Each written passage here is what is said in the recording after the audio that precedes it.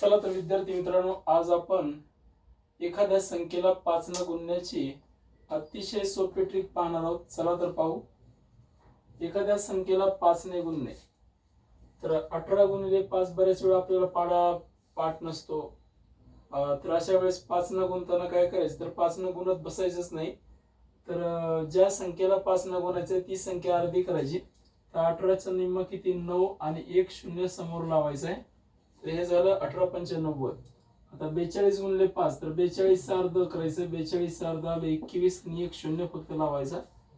आणि 78 चा अर्ध किती, तर 39 आणि 1 0 फक्त लावा. हे झालं 78 गुणिले 5, 42 गुणिले 5, 18 गुणिले 5. या पद्धतीने होऊन जाईल.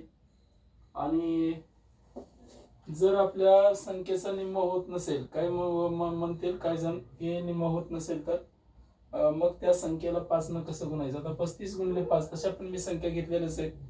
35 गुणिले 5, तर इथं 35 निम्मा होत नाही. तर बळजबरीनं निम्मा करायचंय 35चं. 35चा निम्मा किती, 17.5, 17.5. आणि शेवटी पॉइंट धरायचा नाही, पॉइंट कट करून टाकायचा. म्हणजे किती आलं तर 175.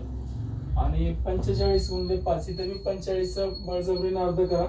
22.5 आणि 22.5 मधला हा डेसिमल काढून टाका, म्हणजे आलं 225. आणि 23.5चं बी अर्ध करा. 23चं निम्म 11.5 आणि हा पॉइंट फक्त काढून टाकायचा.